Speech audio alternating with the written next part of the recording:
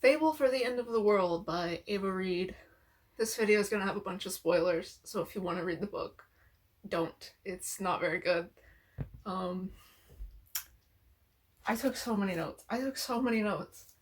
Um, none of them are good. Almost none of them are good. Um, I'll give a brief plot overview of the premise, what you need to know. This is a sci-fi book. It's written like a fantasy, but it is a sci-fi book. YA. Oh God, is it a YA? About a dystopian future. There's been nuclear war, a climate disaster. There are these people who live in this sort of small village, which is like a poor community offset of this big rich city, and everything is run by this mega corporation called Kairos, who basically controls every part of life. We have two main characters. The first you're introduced to is a poor 17-year-old girl named Inessa, who gets the most cliche fantasy teenage girl in a YA intro ever. She's a poor girl. Her brother is a hunter. They hunt like deer, which are going extinct because of the climate disaster, whatever. And she's a taxidermist, and so they sell these taxidermied things to the rich people who use them as decoration. Her dad mysteriously disappeared, but he taught her and her brother a bunch of survival skills. So of course they're survivalist hunters, like every teenage girl in a YA book. This is absolutely a Hunger Games ripoff. Um, it's even a comp title. It's not shy about it. They live with their mother, who is just the worst woman. Just pure evil. I absolutely hated this character immediately. She is comically evil. She does nothing.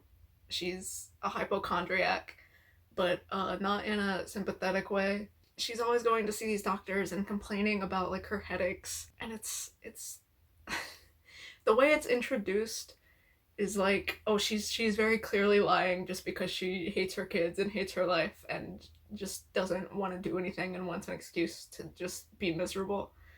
Like she claims she sprained her ankle, but Inessa never saw her leave the house for like 2 weeks. So how did she sprain her ankle coming up the stairs?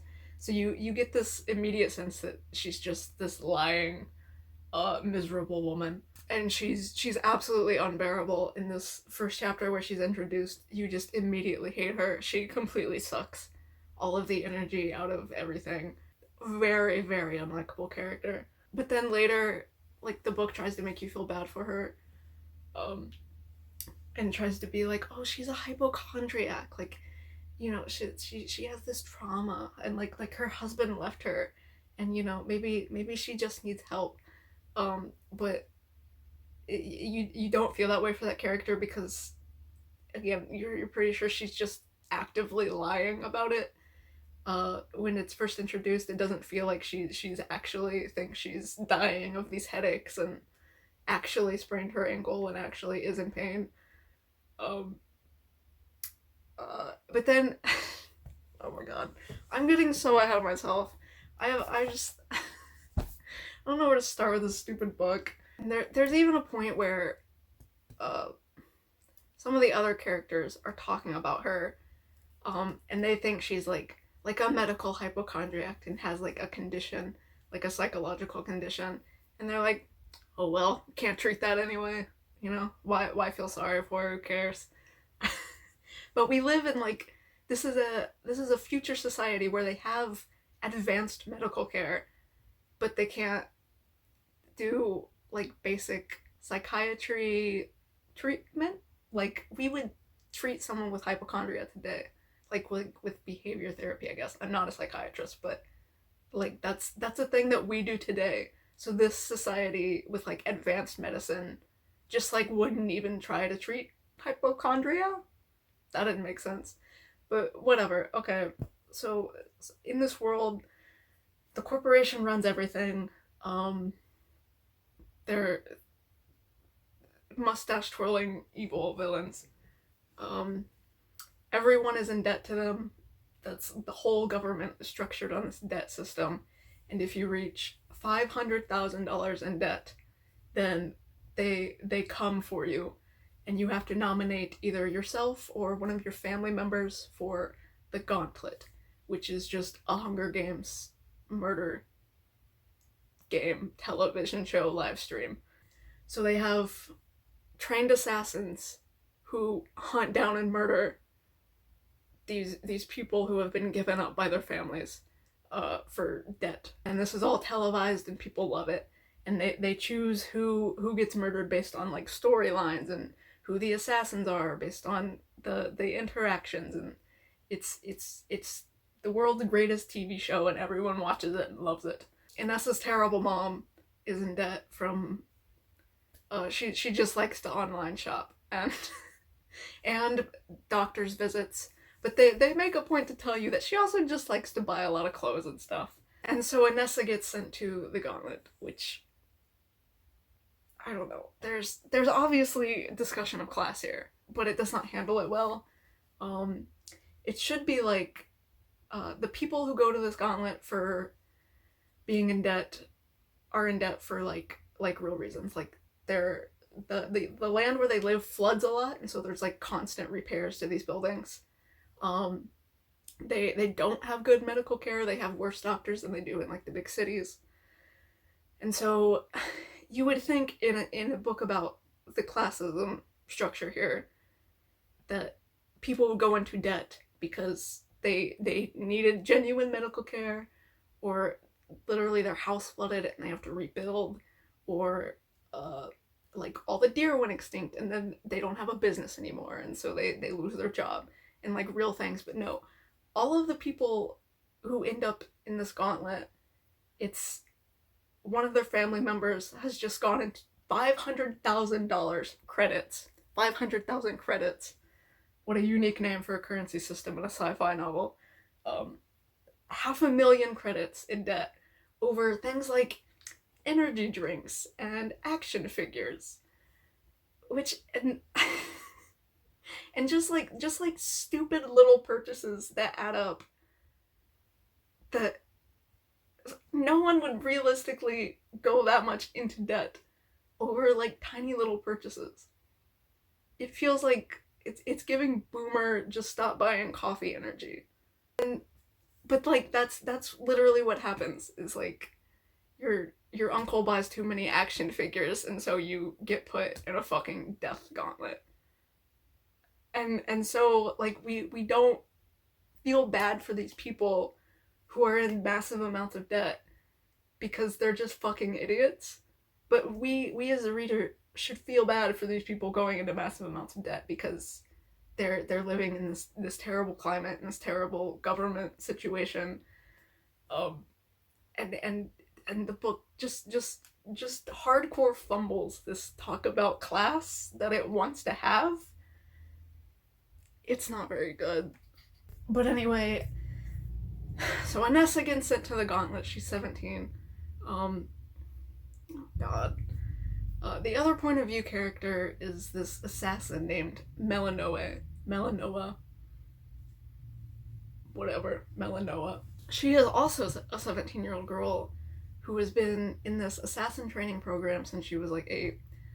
And they're basically half cyborg killing machines who are just raised to kill in these gauntlets, but also raised to be like celebrities. Like they get all this plastic surgery, they have to be beautiful, they have to have this image, they have to be very entertaining for the cameras that are live streaming all of this. She's 17. Why would you have 17-year-olds doing this? Why would you have children doing this? Like why not wait until she's 18?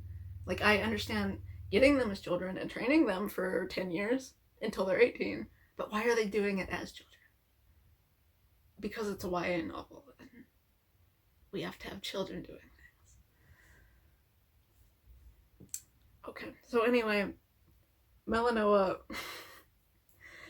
is the assassin assigned to kill Inessa. She sort of fumbled her last kill. She had to kill this 12-year-old girl, and then like feels remorse about it. She's not supposed to feel remorse because she's sort of bioengineered.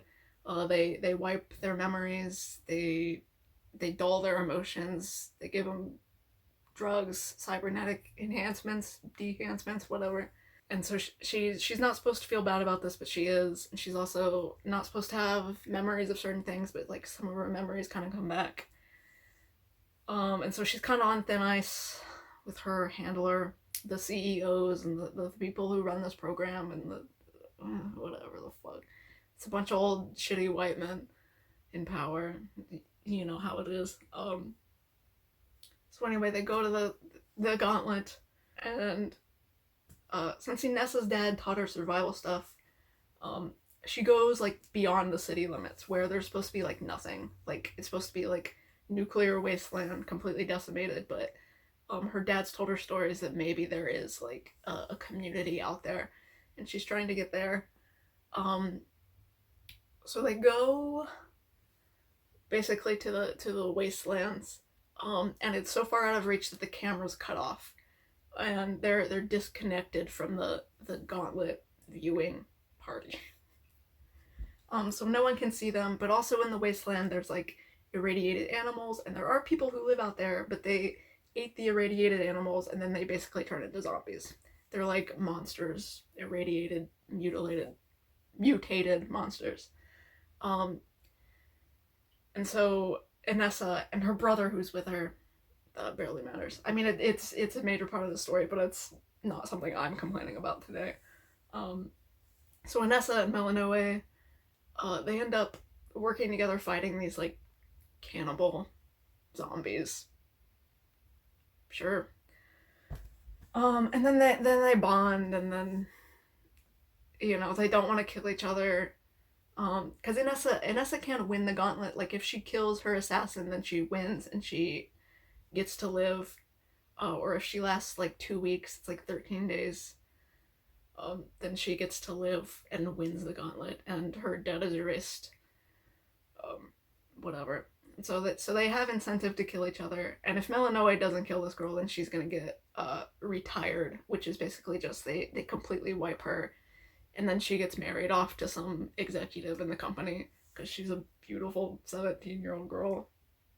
Why are they 17? I hated the ages in this. So anyway, that's the premise.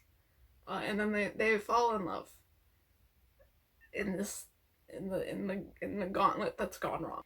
It's hard to explain why this book didn't work. It's an interesting premise. I like the sci-fi assassin. Hunger Games is a good series. I like Hunger Games. This book has no soul. There's no heart to it. It feels like a bunch of beats in an outline. It's just like, what are things people like in fantasy sci-fi books? Dystopia. They really hit you over the head with how like fucked up this dystopia is. They're always like they go on and on about all the terrible things. It's like torture porn, but it's not torture. It's not like that graphic, but it's like, oh my god, isn't this awful? Isn't this messed up? Oh, these kids have to get plastic surgery. Isn't that terrible? Look how terrible this world is. They're all in debt. This 12-year-old girl got murdered. Wow, that's so bad. Isn't that so bad? Yeah, it's bad. We got it. We know. And it's just there's no chemistry between these characters.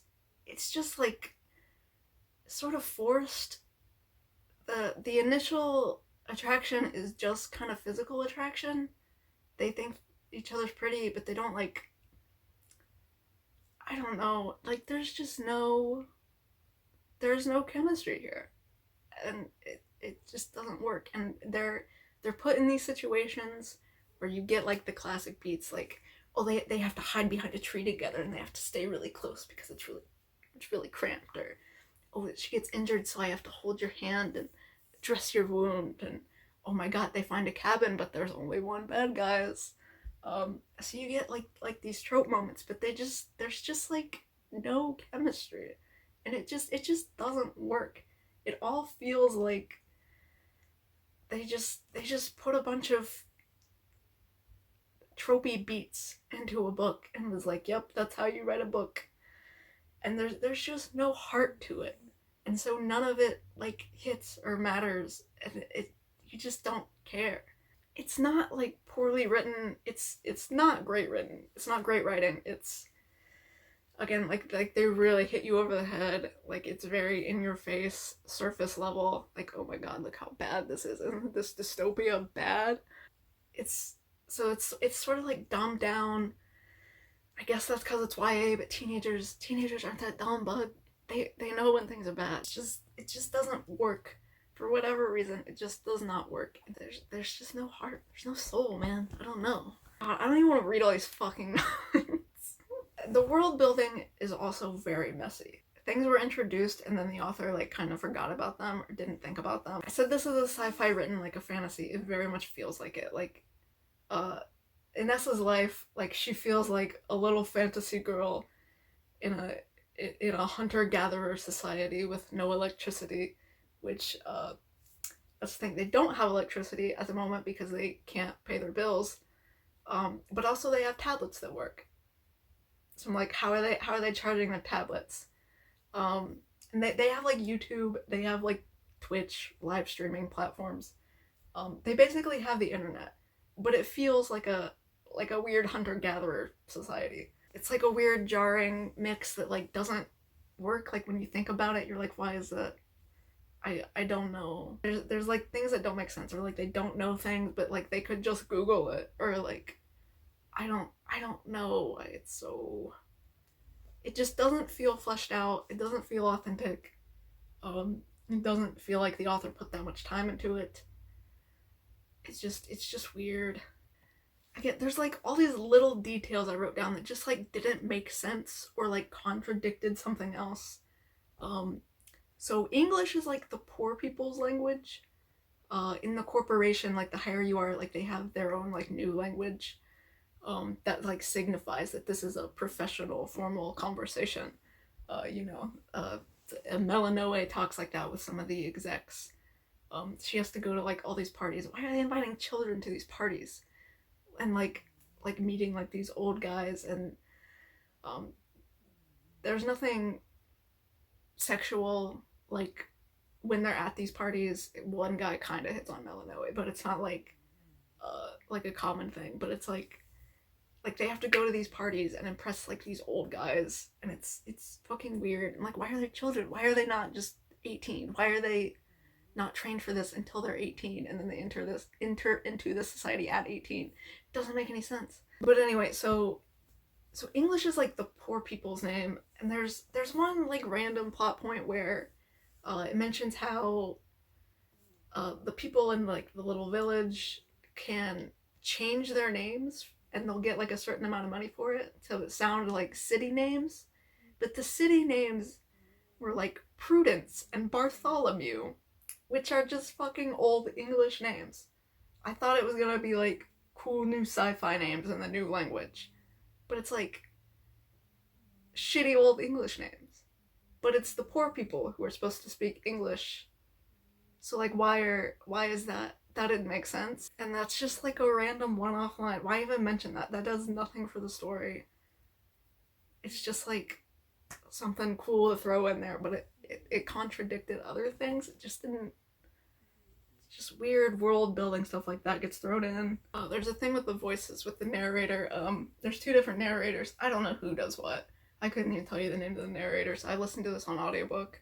Inessa's narrator, in the first chapter where she has to do Melanoe's voice, Melanoe is British. Like a very posh British.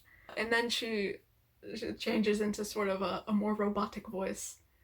But it's like this really high robotic voice.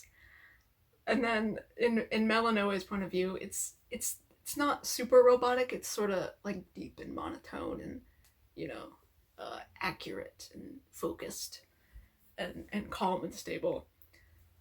So that was funny. I feel like the audiobook narrator had a time. That's not my biggest gripe with this book. Oh, and Nessa's narrator was also really bad at male voices. all of the men in her book talk like this, and they all have like a weird lisp, and they, like she's got something in her mouth. All of the male voices were very obnoxious from Vanessa's narrator, like the brother. Like, it was just like mush in her mouth. Again, not my biggest gripe of the book. You know what? Get your bag, queen. Um, a better narrator would not have saved this book. She wasn't that bad. She was actually very good at doing panic. There's a lot of panic scenes where they're like running from cannibals or running from assassins, and she does that very, very well. So, that was a good choice of narrator for that. I just wish she hadn't done any of those male voices. Other things that like were incongruous. So Melanoe is a sniper, a shooter, and so they've biologically engineered her to have like a slower heart rate. It even mentions that like her heart rate's so low that when she bleeds blue. I don't know that that's scientifically possible. But she's cold, and Inessa even notes that the first time they like touch, it's like, oh my god, like her skin is so cold, it's like not human. But then later, when they're like touching hands, you know, like, oh, I have to dress your wound. It's like, oh, her warm hand is in mine, and I'm racked with the sensation of what is this feeling between us. Or like they have to share a bed, and it's like she's so warm cuddled against me, but she's not warm. She's explicitly cold. But the author just forgot about that because they're doing the bed sharing scene, and you have to talk about how warm and comforting your partner is unexpectedly. You didn't know that sharing a bed with them would be this nice. But I think sharing a bed with this popsicle bitch. What did Giddy in the Ninth? Giddy and Nav and Giddy in the Ninth say? Ice lolly bimbo. Melanoe should be an ice lolly bimbo, but she's suddenly warm because that's how you write a romance novel. So that was an error that I'm surprised an editor didn't catch. Like, that happens at least twice, where she talks about Melanoe being warm, when Melanoe is very textually confirmed to not be warm. Oh, there's a thing where the book opens on Inessa helping this man who sent his 12-year-old daughter to the gauntlet. And he has the body, and she's like helping him taxiderm the body, I think. And she like gives him supplies. And here's another thing that didn't make sense. Okay, the gauntlet, everyone loves the gauntlet. Everyone watches the gauntlet. It's the best thing in the world, except for Inessa doesn't watch it because she's the goodest moral compass. She's the hero, so she's not allowed to indulge in the socially acceptable violence that everyone is conditioned to enjoy, because she's different and special. And the straight man of the book, who is a gay woman. So anyway, everyone loves the gauntlet, but it's also stated that like the people who send their loved ones to the gauntlet are ostracized, which would make sense. Like, if you sent your 12-year-old daughter to the gauntlet, I'd be like, you're kind of a dickhead. I don't really want to talk to you. But it sort of seemed weird that these people would hate on it, because it's just sort of normal to send your loved ones to the gauntlet, especially your children, because it's like, oh, I birthed you, so you owe me. Which is fucked up, but I mean, it's supposed to be fucked up. It's a dystopia. So whatever. There's a plot point about how even Inessa will be looked down upon for helping this man who killed his daughter. And there's like a whole argument with her brother about this. Like, we can't afford to have the town hate us, you know, like we're barely scraping by. Like, we cannot afford that bad press. But then when Inessa leaves for the gauntlet, everyone just helps her, and like her neighbors all give her supplies and they all like her. So I would have liked to have seen that plot point where that we had an argument about, where people don't want to help Inessa because they don't like her anymore because she's done this socially taboo thing. That doesn't happen. So that whole argument in the very first chapter, where you think it's like gonna be a big thing, that she's committed this faux pas, doesn't matter, not important. There's another thing that was weird to me. So Melanoe has like some supplies with her on her hunt. And one of the things is stimulants. Like it lasts several days, and she gets hurt, so she needs to keep going. So she takes one dose of stimulant, whatever that is, and she talks repeatedly about how this is going to send her into withdrawal. If she takes one dose of stimulant, she will suffer through withdrawal. I don't know how strong the stimulant is. I don't know what it is. I feel like in the future where she has like a mechanical eye that's like a heat sensor, and allows her to like track Inessa. Inessa has a tracker. They have all of this like biotech that like slows her heart. But if she takes one dose of stimulants, it has like such a negative effect that she has noticeable withdrawal symptoms. That seemed like excessive, and it gets brought up like way too many times. I I guess that's possible. I guess it's a strong stimulant. Um, I don't have medical experience. I couldn't tell you how that works. I guess I've heard like an EpiPen is like an adrenaline rush, and you do have like a calm down from that. That's kind of harsh because it's like hard on your body. So I guess it's like that. I don't know. It seemed like she was exaggerating. I didn't believe her. I didn't believe that one dose of this stimulant in her advanced medical culture would be this hard on her, but it allegedly was. Another thing that didn't add up, Melanoe is talking about her last gauntlet where she killed the 12-year-old girl, and Inessa's like, yeah, I've never seen your gauntlets, but I'm pretty sure she did. Like, she doesn't watch the full gauntlets, but I'm pretty sure in like chapter 1, I'd have to go back and reread it to make sure I'm not doing that. I'm pretty sure like her mom has a tablet open and she's watching the gauntlet, and she sees the dead body of the girl, and she sees like this beautiful white-haired assassin, and I remember it because it's like, wow, she's so pretty, you know. That's your first inkling of attraction, where Inessa sees her on the screen. It's like, wow, I know she's evil and she just killed that 12-year-old girl, but isn't she beautiful? And so like I'm pretty sure like she literally did see that part of the gauntlet where she killed this 12-year-old girl. And then later she's like, yeah, I've never seen your gauntlets, bro. I don't know who you are. I didn't know you killed a 12-year-old girl. Or like, and then she's like, oh, I did know that. I forgot about it. I don't know. It was a weird moment. I was like, I'm pretty sure you are lying. You forgot. The author forgot. The author forgot. And then there's another weird thing that didn't make sense to me. Again, why are they not 18? So, in like the wilderness, nuclear wasteland wilderness, and they assume the cameras are broken. But the cameras apparently come back online. And they don't know it. But the cameras have been live streaming them kissing, undressing, having sex. It's not explicit in the book. It's just like a fade to black, you know. It's implied. But apparently the camera saw all of that. They are 17. How are they live streaming like 17-year-olds changing their clothes? How are they live streaming just underage nudity? Why are they doing that? Why are they not 18? Why is this happening? And also, you never see the cameras. They hear the cameras. So I got the impression that the cameras were like really far away and like flying around drones or whatever, but they could zoom in really far. But they're also like in a cabin. How are these cameras watching them have sex in a cabin? In a room in a cabin? An unluckily placed window?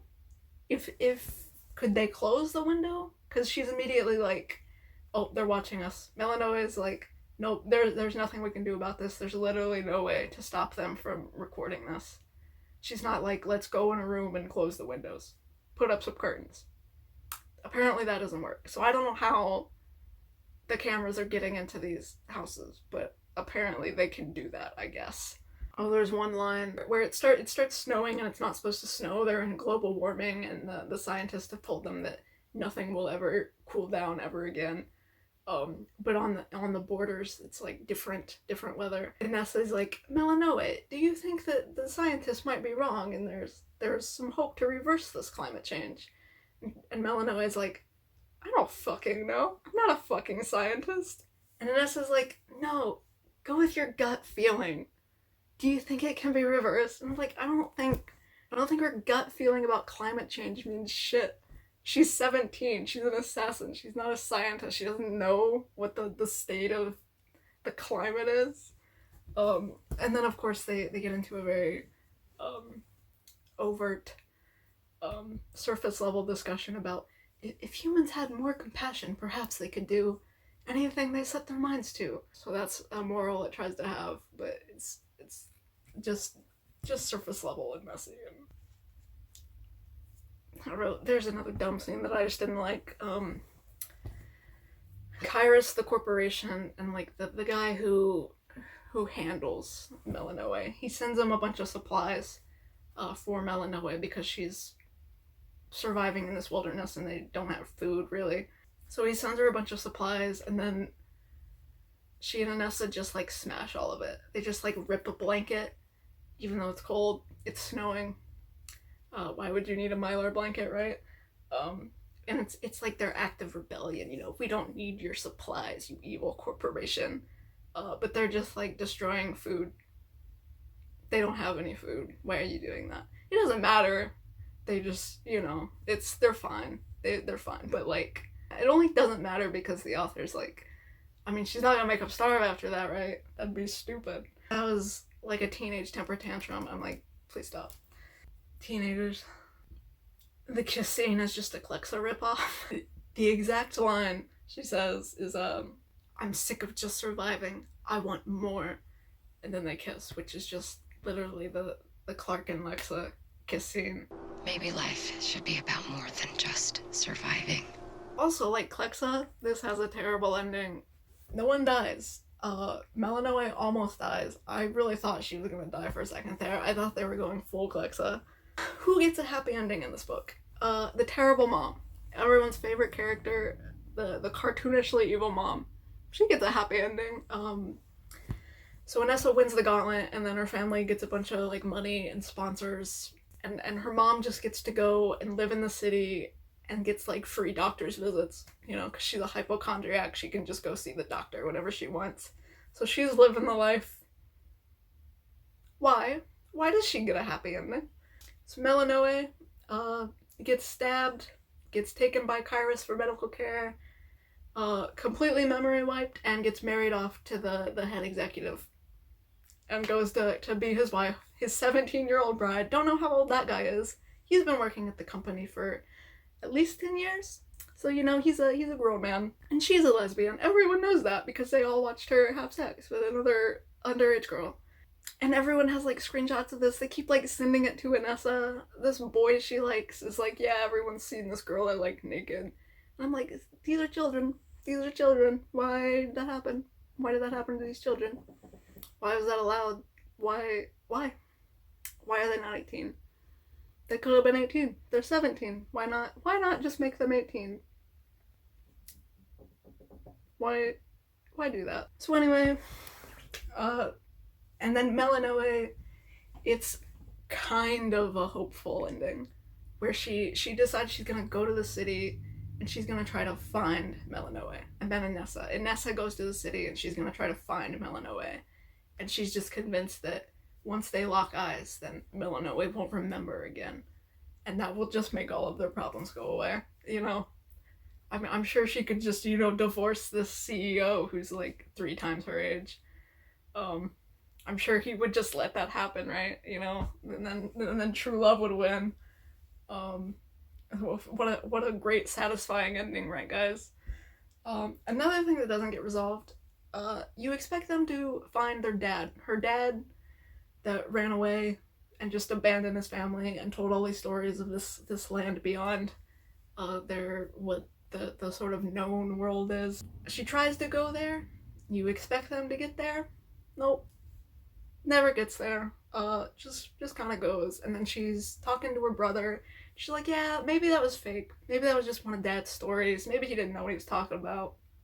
Who knows? No resolution to that. That was really the only, like, good mystery. And I didn't even expect that to be a good mystery. I thought they would just find him and they'd be on, like, some sort of equitable commune where they are hunter-gatherers and they don't have tech, but they're all happy and they work together, and debt is a big part of the society, clearly, but also, like, you don't want to owe anyone anything, even your neighbors. And so, you know, like, you thought you'd imagine that they find this, you know, commune. Nope, never resolved. Don't know what happens to the dad. Who cares? Not the author. So not a happy ending for anyone except the executive who runs this evil company and the terrible mom.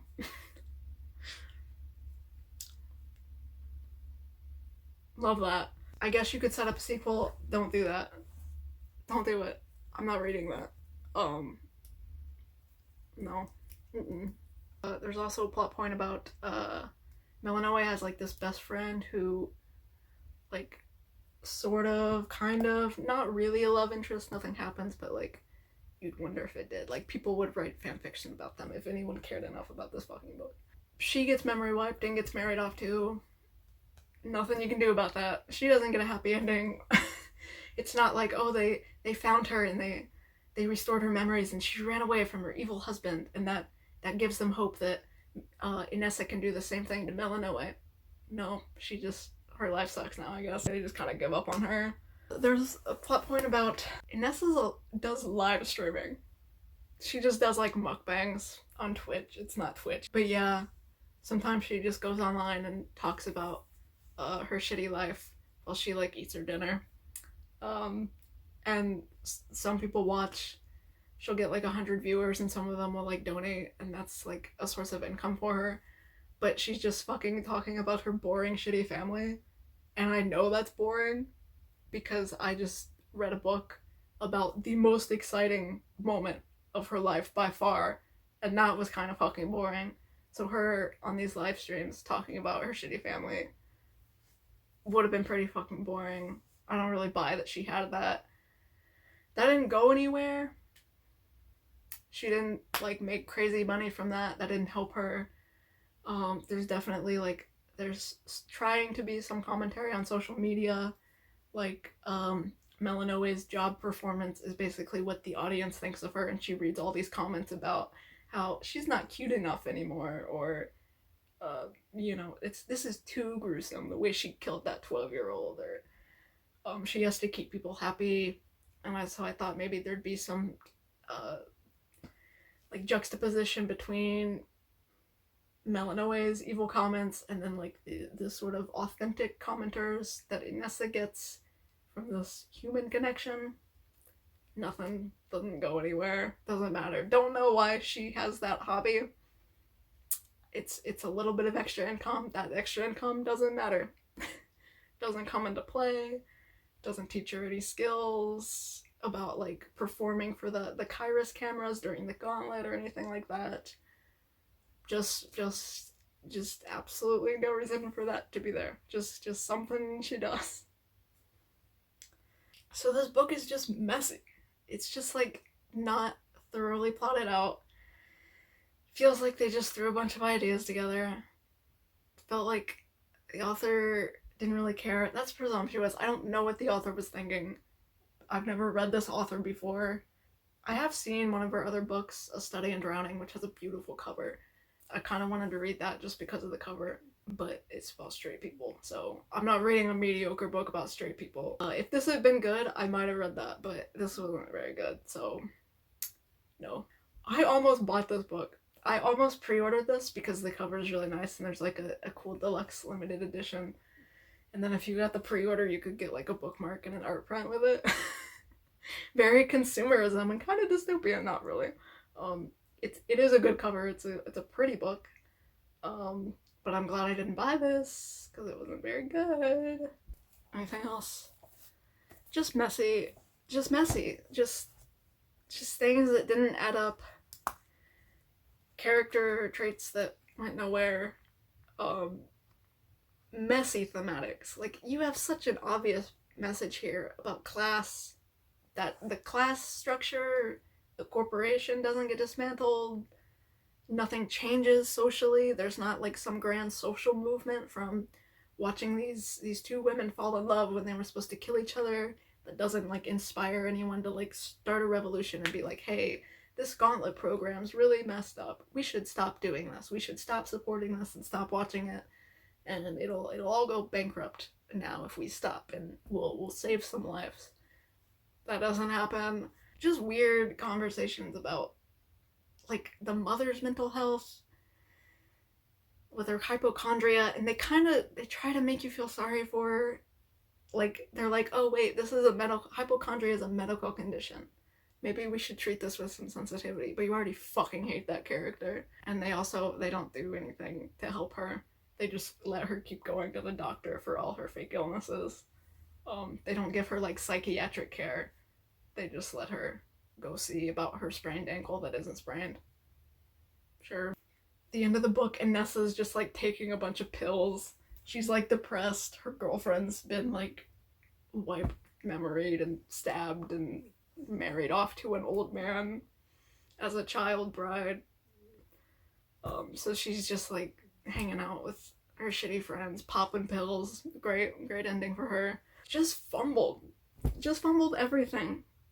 Just not a good romance, no heart, no chemistry, messy world building, not a concrete message, not a solid message. So such an easy message. Dystopia bad. Show it. Fix the dystopia. Fix something. Do something. Nothing changes in this book. All of the shitty people win. Change something. Nothing changed at the end of this book except Inessa was sadder. And her shitty mom was happier. And Melanoa is absolutely fucked. There's no, like, character growth here. Except Inessa, I guess, becomes a bit more brave and confident. Like, she's gonna go find Melanoa in the city and, I guess, just win her back magically and hope that her memory comes back. It just fumbled hard, man. Just needed more care and attention, and better editing, and better plotting. I'm tempted to give this 1 star. I'm debating between 1 star and 2. For most of this book, I was pretty set on 2 stars, and then the ending was, like, really bad. This might be a 1 star read. This might be the worst book I've read this year so far. It's not the worst book I've ever read. There's some potential in the premise. Like, I like the cool sci-fi world where, you know, debt ruins you. Obviously, there's some parallels to the modern world with that, but the messaging just gets messy and doesn't go anywhere. Just a disappointment. Good premise. Nothing else was good. Nothing else. Again, I like the dystopia idea. It makes sense. It's relevant. I like the cool assassins. Sort of a Villanelle vibe, but not really Villanelle. But taken as kids and raised to be heartless killers and like cyborgs and like all these biological enhancements. That's a cool premise. Doesn't go anywhere. The author forgets half of those changes that happen biologically. Just could have been better. Just really disappointing, actually. I don't recommend this book. I've just spoiled all of it, so there's no reason to read this. Disappointing. Definitely could have been better. Had more potential to be better, but just did not hit any of the marks that I wanted to. That's it. Fable for the End of the World by Ava Reid. Don't read it. Don't do it. Don't be lured in by the pretty cover. Don't give in to capitalism. Don't give in to the pretty cover. Save your money. Get books from the library. Don't spend $18 on this beautiful hardback. It's not worth it. It's a lie. It's a trick. Save money. Be frugal. Get a library card.